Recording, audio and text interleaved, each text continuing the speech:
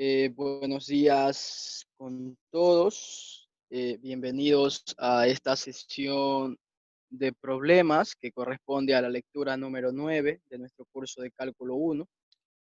El día de hoy lo que vamos a hacer es a resolver una serie de problemas en base a la teoría o en base a la información que hasta ahora hemos ido adquiriendo a lo largo del curso. Vamos a resolver problemas relacionados con la regla de Hospital, vamos a resolver problemas relacionados con eh,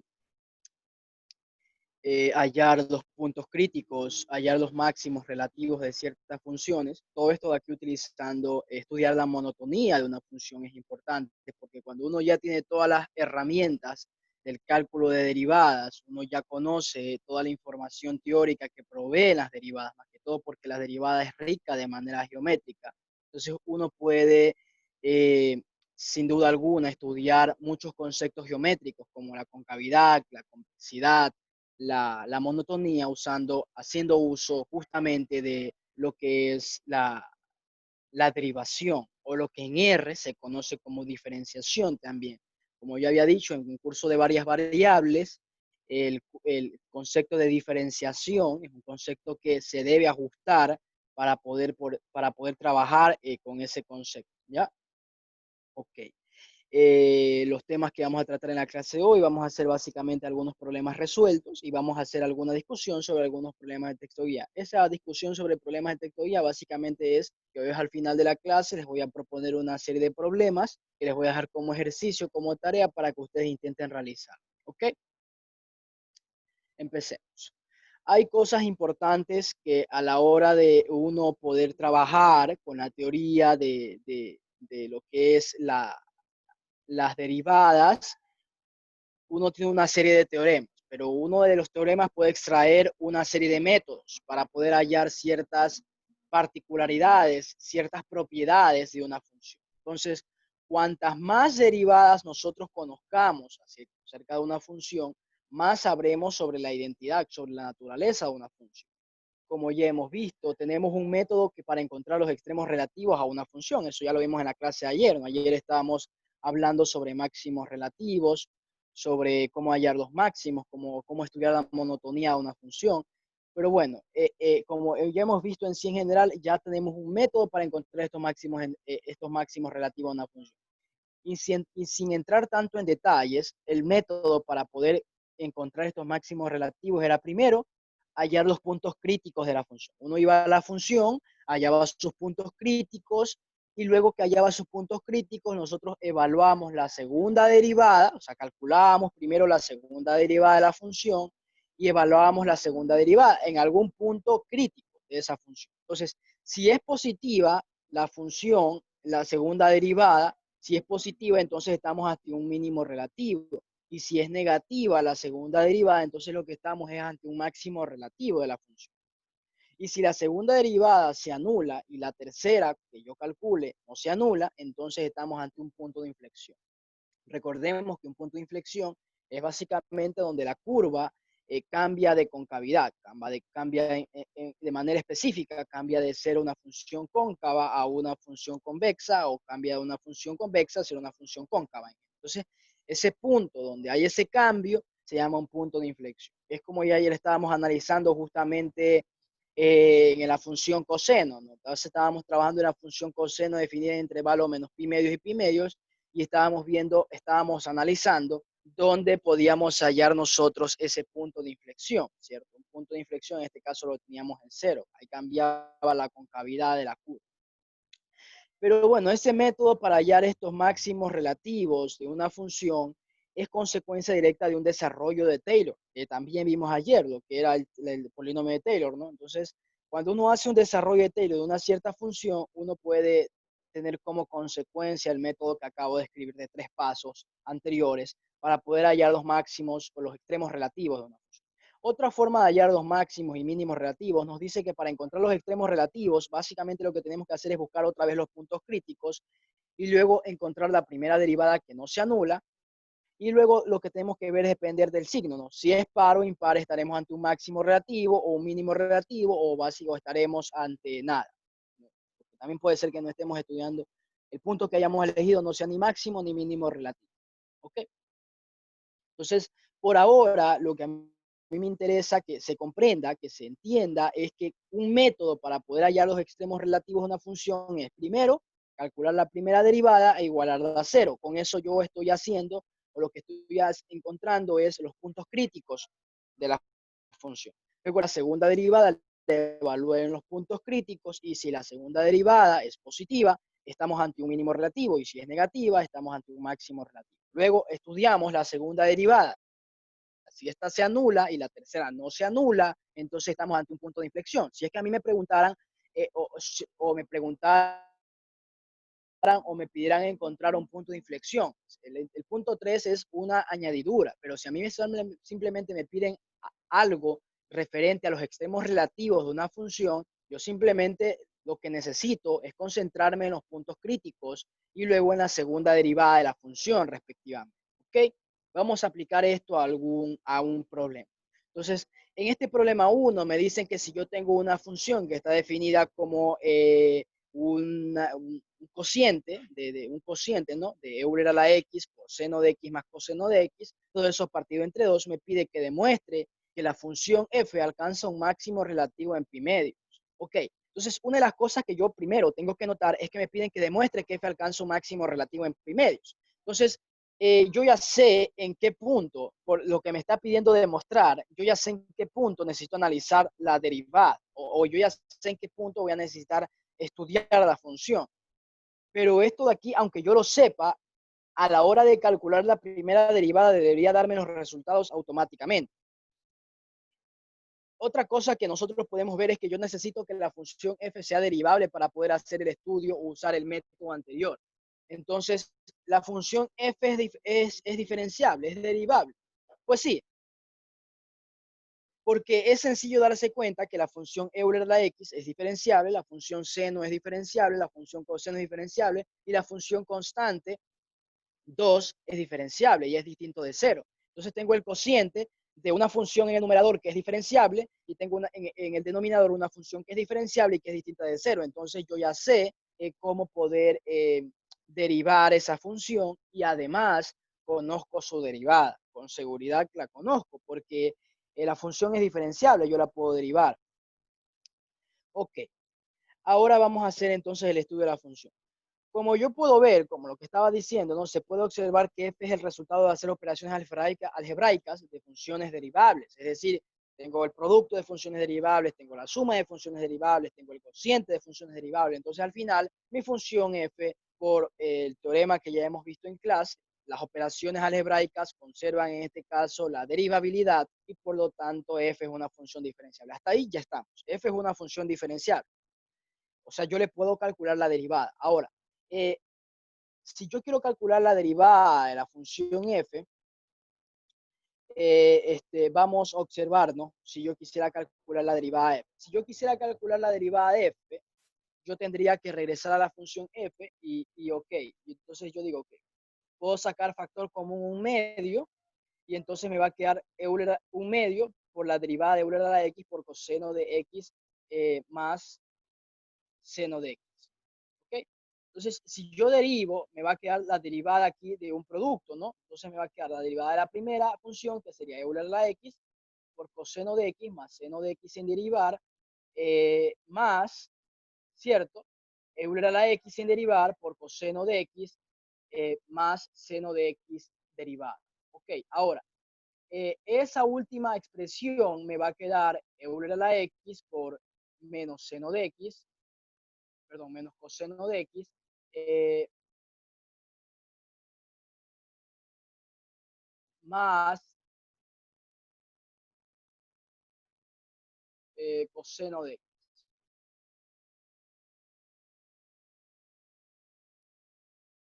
Ok, ok, tendría la derivada de la función coseno, que tendría la función menos seno de x, y tendría la derivada del seno, que en este caso tendría la función coseno. Ok, entonces cuando yo saque la derivada, al final se me va a simplificar Euler a la x con coseno de x, y me va a quedar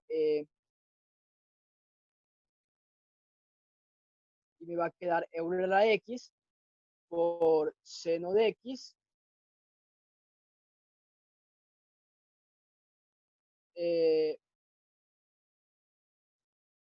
Ok, entonces vamos a observar esto, ¿no? Entonces tendría yo, cuando yo derive Euler a la X por X más seno de X, yo tendría aquí la derivada, sería Euler a la X por seno de X más coseno de X, más Euler a la X sin derivar por la derivada del seno más coseno, que sería coseno de X menos seno de X. Entonces, ok, entonces cuando yo haga estas operaciones algebraicas, me va a quedar Euler a la X, seno de X, menos Euler a la X, seno de X, eso se simplifica, más Euler a la X coseno de X, más Euler a la X coseno de X. Y eso es 2 veces Euler a la X coseno de X. Entonces me va a quedar 2 veces Euler a la X coseno de X sobre 2, y eso se simplifica y me queda Euler a la X coseno de X. En fin, usted puede probar que la derivada de la función f es igual a Euler a la X por coseno de X.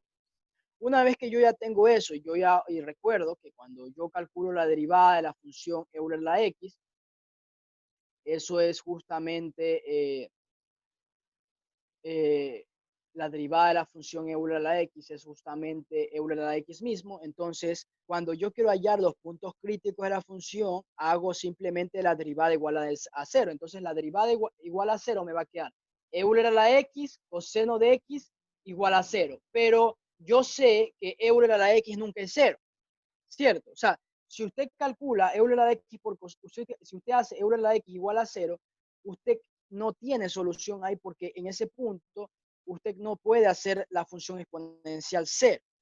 La función exponencial siempre es mayor que 0. En este caso, incluso si tengo el argumento de Euler a la menos X, tendría 1 sobre Euler. O sea, usted siempre va a poder tener esta función que está distinta de 0. Euler a la X es distinto de 0 para ser preciso. Entonces, como Euler a la X es distinto de 0, yo puedo simplemente, como decir en un término un poco informal, pasar a dividir a 0, no pierdo soluciones y me va a quedar coseno de X igual a 0. Es por esta razón que aquí yo simplemente pongo la derivada de X igual a 0, sí, solo si el coseno de X igual a 0, porque usted dice, ¿y dónde está la función Euler a la X? Bueno, la función Euler a la X usted la manda de manera informal, usted puede decir, la voy a mandar a dividir, como la función Euler de X no es 0, entonces yo no pierdo soluciones. Ok, pero el coseno de X es 0, sí, solo sí, X pertenece al conjunto pi medios más kpi, con k elementos de los enteros. Claro, si usted hace el círculo unitario, que es simplemente tomar un círculo de radio 1 y usted pone donde la función coseno se haga 0. Entonces usted en el eje X tiene 1,0, en el eje Y tiene 0,1, en el eje menos X tiene menos 1,0 y en el eje Y tiene 0, menos 1. Entonces usted puede darse cuenta que la función coseno se hace 0 en, perdón, la función coseno se hace 0 en pi medios y luego se vuelve a hacer 0 en 3 pi medios. Entonces, si usted generaliza ese concepto, usted puede darse cuenta que la función coseno de X es 0, sí, solamente si X pertenece al conjunto de puntos, a X, tal que sea de la forma pi medio más kpi. Observe que si K es 1, entonces usted tendría pi medios más pi, y eso es igual a 2pi más pi sobre 2, y eso es igual a 3pi medios, que es lo que justamente estoy diciendo. En el círculo unitario usted puede darse cuenta que la función coseno de X se va haciendo 0 entre el eje Y y el eje menos Y, el eje Y y el eje menos Y, pero eso significan saltos de longitud kpi. Entonces, por esa razón es que la función coseno se anula en todo el conjunto de puntos que tengan la forma pi medio más kpi con k entero. ¿Sí? K entero porque k también puede regresar, entonces yo también puedo regresar y en esos puntos también se hace 0. Ok, entonces una vez que ya nosotros sabemos que X pertenece a ese conjunto de puntos, yo necesito hallar es un máximo relativo. Ya estoy cerca. Ahora, ¿cómo yo hallaba un máximo relativo? Una vez que yo ya tenía la función f', ya tenía los puntos críticos, yo podía analizar la segunda derivada. Ok, si usted calcula la segunda derivada, usando nuevamente, le calcula la primera derivada a la función que está aquí, ¿no? Otra vez le calcula la derivada. usted se va a dar cuenta que la segunda derivada de esa función es f2' de x igual a e a la x por coseno de x menos seno de x. Eso no es difícil de hacer, usted lo puede comprobar fácilmente. Ahora, en pi medios vamos a observar qué pasa. Yo ya sé que en pi medios, como k es entero y 0 es un número entero, yo ya sé que en particular, si yo tomo k igual a 0 en el conjunto que está aquí, yo puedo tomar el punto pi medios. Ahora vamos a analizar qué está pasando con pi medios. Si yo tomo k igual a 0 en ese conjunto, tengo pi medios, y entonces, por lo anterior, por lo de la f' de x igual a 0, yo ya sé que pi medios es un punto crítico de f. Si yo analizo ese punto, si yo evalúo ese punto crítico en la segunda derivada, porque eso es el procedimiento, ese es el método que hayamos propuesto, estamos ante un máximo relativo. Okay. Entonces, observe que la segunda derivada de la función pi medios me va a quedar, si yo evalúo la segunda derivada en pi medios, al final me va a quedar Euler elevado a la pi medios por coseno de pi medios menos seno de pi medios. Pero si usted analiza seno de pi medios, eso se hace, perdón, si usted analiza, me va a quedar Euler a la pi medios por coseno de pi medios, pero coseno de pi medios, ¿cuánto vale? 0, ¿no? Y seno de pi medios vale pi medios, perdón, vale 1. Entonces me va a quedar menos Euler elevado a la pi medios. Pero eso con toda seguridad es menor que 0. Por lo tanto, la segunda derivada, evaluada en pi medios, es menor que 0. Y por lo del método que acabamos de decir, f, acabamos de probar que f alcanza un máximo relativo en pi medios. Como usted puede observar, simplemente he seguido yo los procedimientos. He calculado la primera derivada, porque, y como he querido encontrar los puntos críticos, a la primera derivada la he evaluado en 0. Luego de eso, la segunda derivada la evalúo en el punto crítico, y si es menor que 0, alcanza un máximo relativo, y si es mayor que 0, alcanza un mínimo relativo. En este caso, la función f2' alcanza un máximo relativo porque la segunda derivada evaluada en el punto crítico es menor que 0. Y entonces la demostración termina. Ok, sigamos.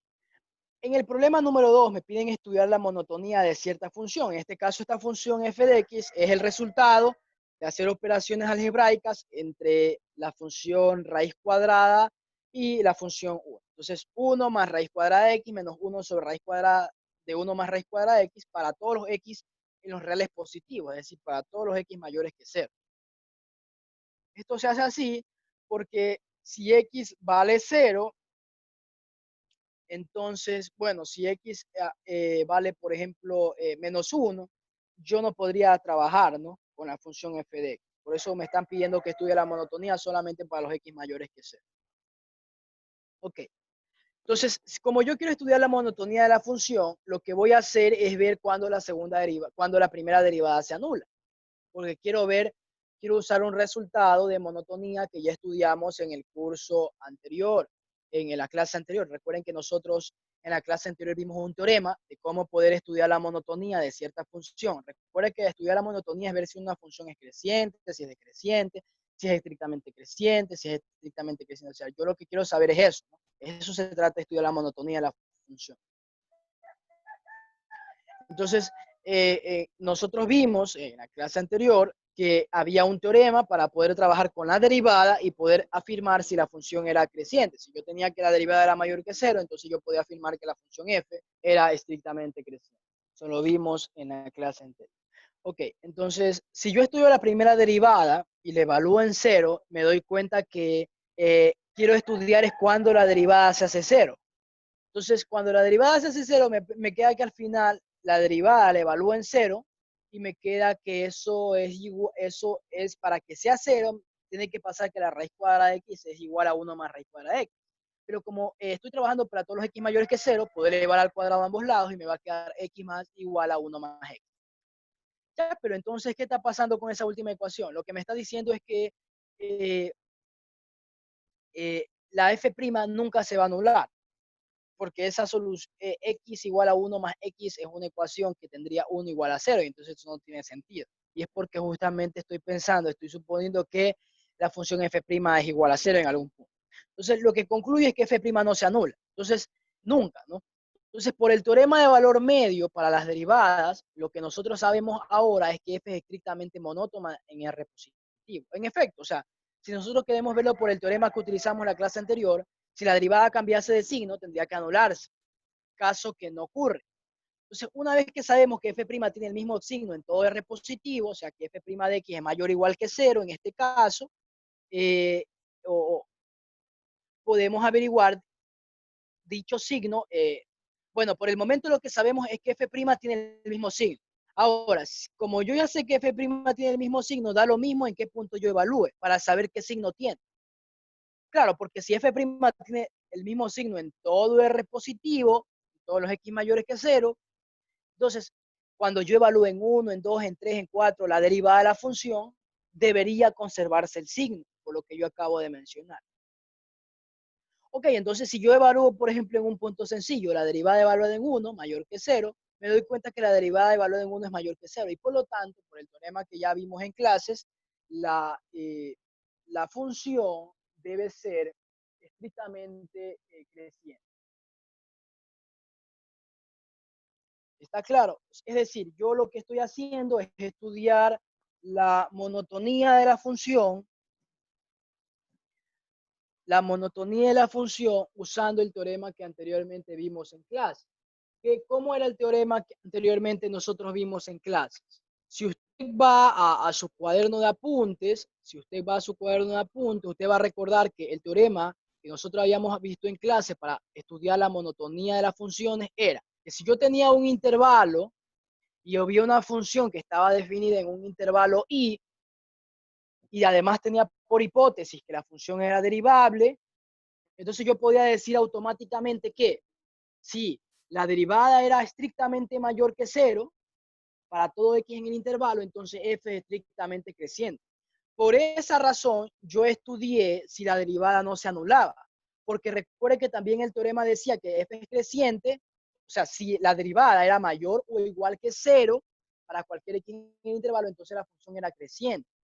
Entonces, yo quiero descartar que la función sea creciente o quiero descartar que la función sea constante. Entonces lo que hago es estudiar la primera derivada y evaluarla en 0 para ver si en algún momento se hace 0. Entonces, como f' nunca se hace 0, entonces quiere decir que ahora me falta estudiar que el hecho de que la función sea o no sea, en este caso, ya no es constante. Ahora lo que me falta estudiar es que por el teorema de valor medio, la función debe ser estrictamente monótona. Lo que no sé es qué tipo de monotonía va a tener ahora, si va a ser monótona creciente o monótona creciente, pero como la derivada por el teorema de valor medio no cambia de signo, en este caso, yo ya sé que en todo R positivo debería tener el mismo signo. Lo que no sé es qué signo tiene, si tiene un signo menor que 0, o tiene un signo, perdón, negativo, o tiene signo positivo. Entonces, lo que yo hago ahora es tomar cualquier punto del intervalo para los x mayores que 0 y hago estudiar en ese punto cuál signo toma la derivada. Y en este caso, si yo tomo el punto x igual a 1, que es un punto sencillo, me doy cuenta que la derivada evaluada en 1 es mayor que 0. Por lo tanto, la función f debe ser estrictamente creciente automáticamente, porque en todos los puntos la función del dominio x mayor que 0, r positivo, la función mantiene su signo. En este caso se mantiene el signo positivo y por el teorema que habíamos visto en clase, f es estrictamente creciente. ¿Ok? Entonces esa es la idea, ¿no? Cuando usted quiere estudiar la monotonía de cierta función f, usted lo que tiene que estudiar es la primera derivada y usar el teorema que ya habíamos visto en clase. Estudiar si la función derivada se anula en algún punto, si se anula en todos los puntos, si no se anula en algún punto, si la función es estrictamente monótona. Todo ese tipo de análisis usted puede hacer una vez que usted ya tiene la primera derivada de la función y haciendo uso de consecuencias del teorema de valor medio. ¿Ok? Problema 3.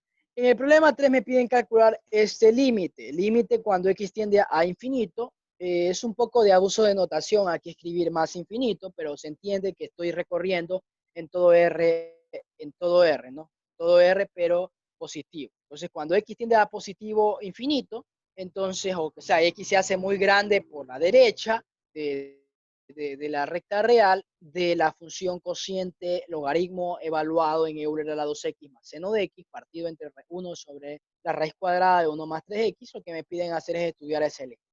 inmediatamente yo me doy cuenta que si yo evalúo el límite, o sea, si yo de alguna manera tanteo un poco el límite y trato al infinito como si fuera un, un número muy grande, entonces yo me doy cuenta que, de hecho eso es, entonces yo me doy cuenta que el logaritmo me va a quedar arriba de algo muy grande, o sea, y entonces eso me va a quedar infinito. Y en el denominador me va a quedar también infinito, un número muy grande. Entonces tengo una indeterminación del tipo infinito sobre infinito. Y entonces yo puedo inmediatamente pensar en la regla de L'Hopital, porque la regla de L'Hopital me permite trabajar con funciones justamente que estén perdón, con cocientes de límites que tienen justamente eh, límites de cocientes que tienen justamente indeterminaciones del tipo 0 sobre 0 o infinito sobre infinito. Ok, entonces vamos haciendo eso, ¿no? Entonces, por la regla de Hospital, y yo hago uso de la segunda regla, porque ahora tengo del tipo infinito sobre infinito, derivo el numerador, logaritmo de Euler a la 2x partido entre más seno de x, y derivo el denominador 1 más raíz cuadrada de 1 más 3x, entonces me doy cuenta que el numerador se transforma en 2 Euler a la 2x más coseno de x, partido entre Euler a la 2x más seno de x. Usted deriva logaritmo de Euler a la 2x más seno de x, usted se va a dar cuenta que eso le queda en el numerador, y si deriva en el denominador le va a quedar eh, que la derivada de 1 más 3x de la raíz cuadrada de 1 más 3x es justamente 6x partido entre 2 por raíz cuadrada de 1 más 3. Entonces, si usted ahora nuevamente evalúa el límite, cuando x tiende a infinito, usted se va a dar cuenta inmediatamente que va a tener en ese caso que ese límite va a converger a 2 sobre raíz cuadrada. Y no es difícil darse cuenta de eso, porque usted evalúa el límite cuando x tiende a infinito, y entonces usted tiene abajo, tiene usted va a tener Euler elevado a la infinito, ¿no? Más seno de x, y entonces, perdón, y usted va a tener, en el fondo usted va a tener un producto, ¿no? Usted va a tener el producto de 2 Euler a la 2x más coseno de x partido entre Euler a la 2x, multiplicado por 1 sobre 6x, todo eso dividido entre 2 por raíz cuadrada de 1 más 3. ¿Ok? Entonces usted le da la vuelta y entonces al final usted va a tener 2 raíz cuadrada de 3. Entonces usted lo dejo como ejercicio para que usted lo intente. ¿Sí? Entonces, bueno, entonces por Hospital lo que hemos hecho es hallar el límite. Entonces lo que hemos visto ahora es una aplicación muy fuerte del teorema de Hospital. El teorema de Hospital me sirve justamente, o se hace famoso, justamente por el poder o la fuerza que tiene para poder llegar a calcular funciones, perdón, calcular indeterminación, resolver problemas con indeterminaciones de tipo 0 sobre 0 o infinito sobre infinito. ¿Ok? Avancemos. En este problema 4 me dicen que si yo conozco que la función f de x igual a la función seno de x, entonces me piden que pruebe que para todo n natural y para todo x en los reales, la enésima derivada de la función f de x, en este caso la enésima derivada de la función seno, se puede escribir como seno de x más n por pi. Entonces, como en este caso este problema me dice para todo n natural, yo inmediatamente puedo pensar en inducción. ¿Inducción sobre quién? Como tengo que hacer inducción sobre los naturales, no puedes hacer, en este caso, tengo que hacer inducción sobre los naturales, justamente hago eso, ¿no? Hago una inducción sobre los naturales. Entonces, para el caso base, hago inducción sobre n, ¿no? Voy a hacer inducción. Entonces, para el caso base, para n igual a 1, yo sé que la derivada me debería salir de la función f de enésima derivada de seno, debería darme coseno, ¿no? Eso es lo que yo sé. Entonces, si yo hago uso de la función de adición seno, y yo evalúo en la función anterior, hago n igual a 1, ahí me va a quedar seno de x más 1 por pi medio. Y si yo hago uso de la función adición seno, eso significa, si usted recuerda la función seno de x más y, la función seno de x más y es igual a seno de x por coseno de y más coseno de x por seno de y. Entonces, si yo hago uso de la fórmula de adición del seno, entonces me va a quedar que seno de x más pi medios es igual a seno de x por coseno de pi medios más coseno de x por seno de pi medios. Pero el coseno de pi medios, como ya habíamos visto anteriormente, es igual a 0. Entonces todo lo anula en la primera parte y me va a quedar coseno de x por seno de pi medios, pero seno de pi medios es 1. Y entonces seno evaluado de x más pi medios es igual a coseno de x. Por lo tanto, el caso base se cumple porque la primera derivada concuerda con la derivada de la fórmula que me están dando. Ahora voy a hacer la hipótesis de inducción. Voy a suponer que esa fórmula se cumple, la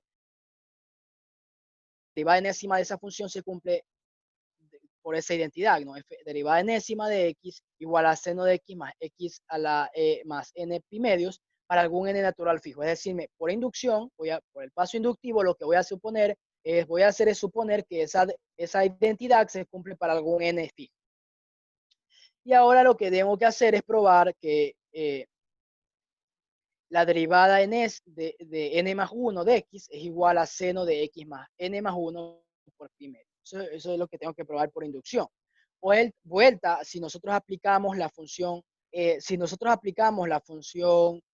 derivamos la función enésima, lo que me doy cuenta es que yo lo que tendría es que la derivada de n más 1 de x, la siguiente derivada sería coseno de x más n pi medio. Seno, ¿no? Entonces usted lo que hace es tomar la derivada del seno, le va a quedar coseno, y por la derivada interna, por regla de la cadena, eso es justamente 1. Entonces le va a quedar coseno de x más n por pi medio. Entonces lo que yo tengo que hacer es probar que mi fórmula de n más 1, de seno de x más n más 1 pi medios, concuerda con la derivada enésima que yo acabo de calcular. Entonces, recuerda que lo que aquí estamos haciendo es probando por inducción, no estamos demostrando que la derivada del seno es la derivada del coseno, simplemente estamos probando que por inducción un resultado se cumple de manera más general. Ok. Entonces, otra vez usando la regla de inducción del seno, tendría que seno de x más n medios por pi medios sería igual a seno de x más n pi medios más coseno de x más n pi medios por seno de pi medios.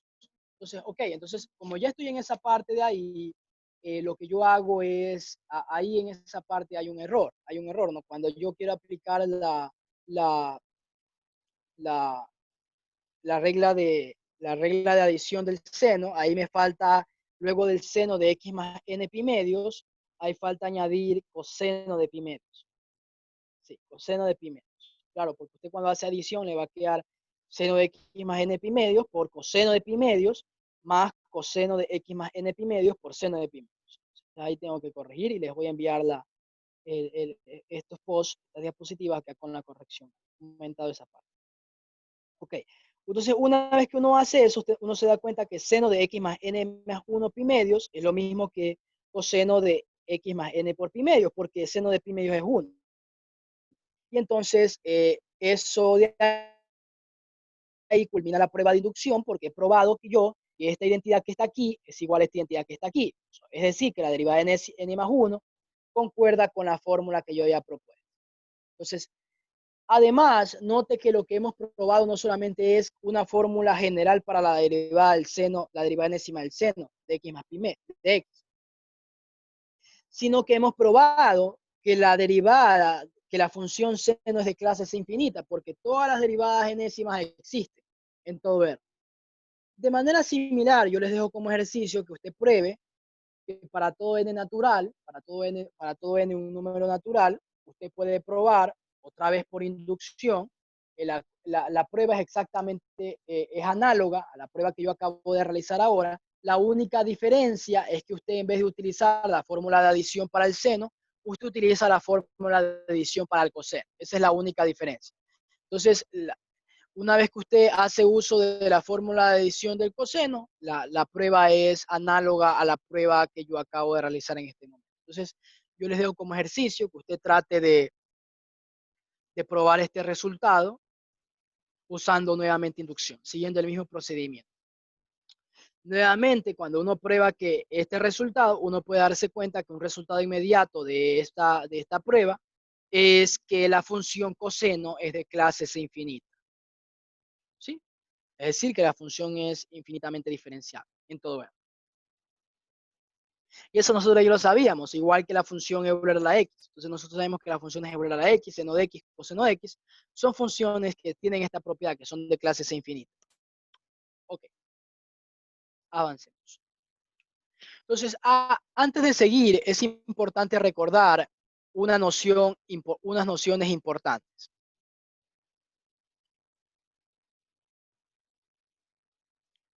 Eh, una función, yo voy a decir que es, recordar que una función es convexa, sí, solo si menos f es cóncavo. Entonces, si usted va y grafica una función convexa y grafica una función cóncava, lo que usted se da cuenta es que en eso difiere, en esa reflexión de menos f, ¿no? O sea, tú tienes como que refleja respecto a y. Entonces, usted tiene convexa, cambio a cóncava. No son esas mismas identidades, la gráfica. Entonces, en la práctica, cuando usted quiere estudiar en la práctica, cuando usted quiere estudiar la convexidad de una función que sea de clase C2, es decir, que tenga segunda derivada, en la práctica lo que usted hace es justamente hacer un estudio donde la segunda derivada se anula. Entonces usted dice, ok, para estudiar la convexidad de una función, de esa función, lo que yo voy a hacer es estudiar la segunda derivada. Busco los puntos donde se anule la segunda derivada y luego que hago eso, eh, luego que hago eso,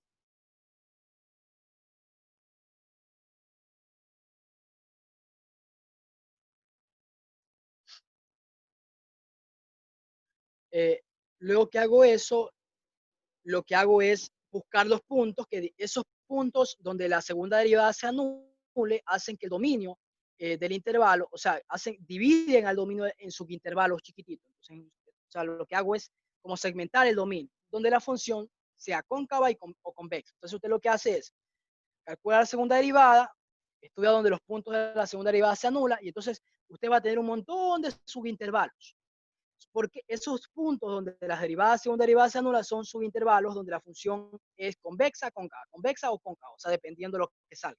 Entonces, usted lo que hace es evaluar la segunda derivada en cada uno de los puntos de esos subintervalos para obtener el signo de la función y ver qué tipo de signo tiene, y en base a eso uno puede coger y determinar si estoy ante un segmento, ante una parte cóncava de la función o ante una parte convexa de la función. Ok, vamos a aplicarlo a un ejercicio, a un problema. Supongamos que a mí me piden estudiar la convexidad de una función que está definida de los reales en los reales y está definida de esta manera. F de x igual a euler a la x por x al cubo menos 15x al cuadrado más 81x menos 159. Es una función que usted puede darse cuenta fácilmente que es una función derivable porque es el producto de una función derivable por una función polinomial que también es derivable. ¿Ok? Entonces yo puedo estudiar la primera derivada, la segunda derivada. Como es una función polinomial, yo puedo derivarla de manera infinita. Si yo calculo la primera derivada, yo me doy cuenta que la primera derivada de la función se transforma en euler a la x por x al cubo menos 12x al cuadrado más 51x menos 78.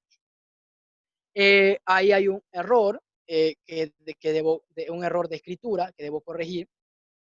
Ahí no es f de x, sino es la segunda derivada de f de x. Usted la puede reescribir como Euler a la x por x menos 3 al cubo. Entonces, cuando yo a la segunda derivada la estudio para, para ver en qué puntos esa derivada se anula, yo lo que hago es justamente hacer la segunda derivada y evaluarla en cera, porque lo que yo quiero hacer es estudiar cuando la segunda derivada se anula, ¿cierto? O sea, estamos estudiando el problema 5 y estamos estudiando justamente cuando esa segunda derivada se anula. Entonces, ok, lo que hago es calcular la segunda derivada y una vez que calculo la segunda derivada de esa función, yo la evalúo en cero para ver cuándo se anula. Y entonces eso va a ser equivalente a estudiar cuando la ecuación Euler a la x menos x a menos 3 al cubo es igual a cero. Esa ecuación usted la puede resolver fácilmente porque otra vez usted puede mandar de manera informal, usted puede mandar a dividir Euler a la x y usted sabe que como la función Euler a la x no es cero nunca, entonces me va a quedar que yo no pierdo soluciones. Entonces me va a quedar x menos 3 al cubo, saco raíz cúbica a ambos lados y me va a quedar que x es igual a 3. Eso es sencillo. Entonces, observe que la segunda derivada se anula en x igual a 3. Entonces usted tiene dos historias de la función f. Usted tiene una historia antes de 3, o sea, de menos infinito a 3, y usted tiene una historia de 3 a infinito. Entonces, vamos a analizar qué pasa con la segunda derivada cuando usted la evalúa en la función f de la segunda derivada usted hace y la evalúa en 4, ¿no? Porque lo que estoy haciendo es justamente estudiando los cambios de esa función. Entonces, cuando usted va y evalúa la segunda derivada en 4, en ese punto x igual a 4, usted se da cuenta que la función f de 2' es mayor que 0. Por lo tanto, la función f es convexa en 3 infinito. ¿Sí?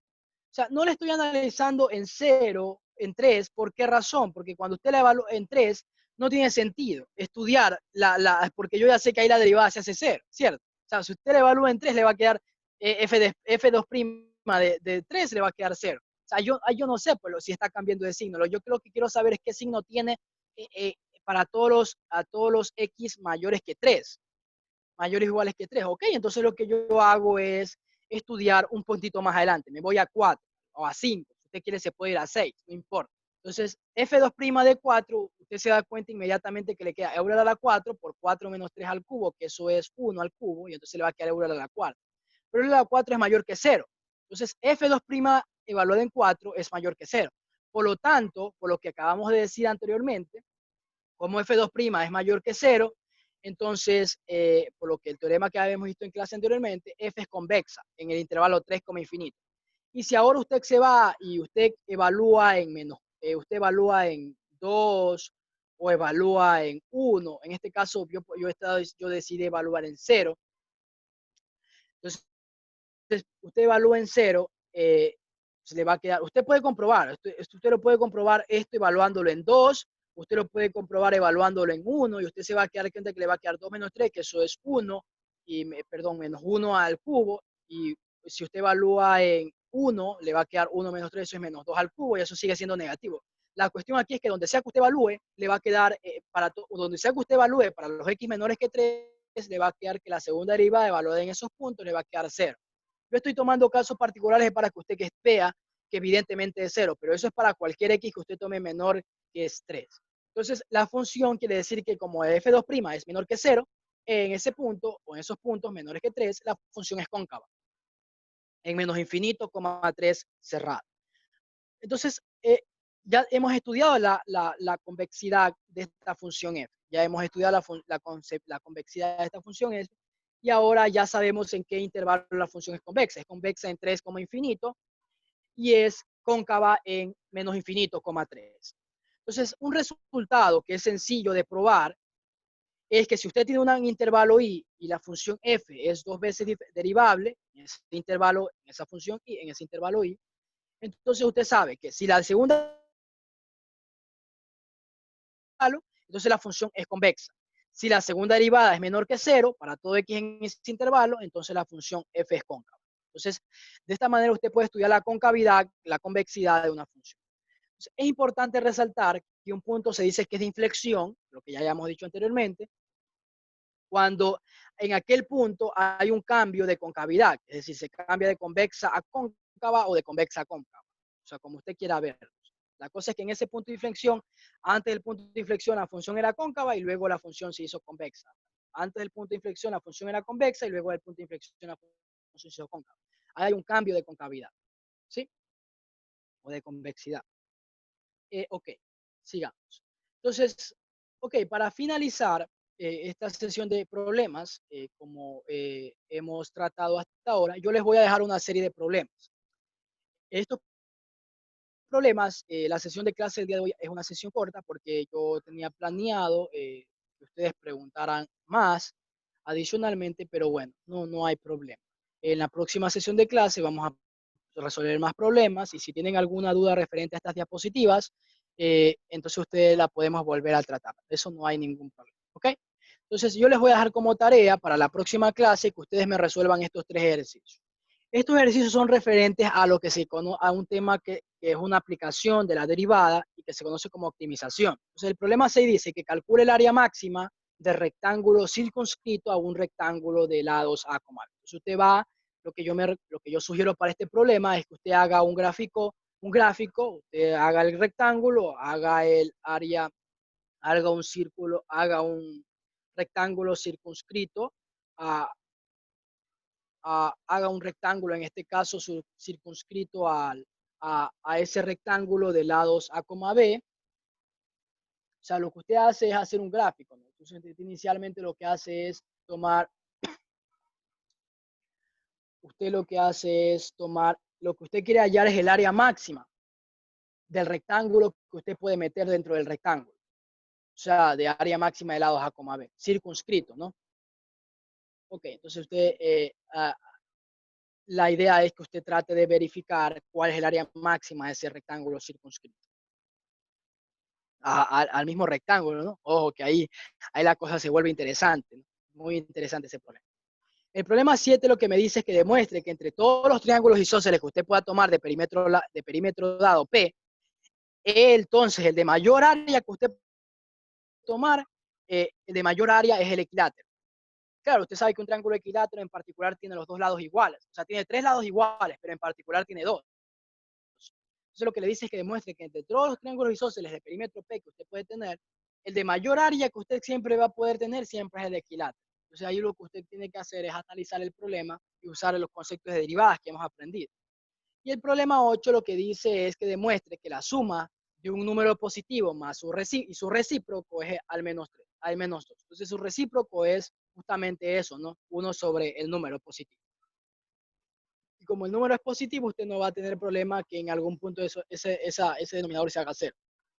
Entonces, otra vez lo que usted tiene que hacer es aplicar los conceptos de derivadas que hemos estudiado hasta ahora.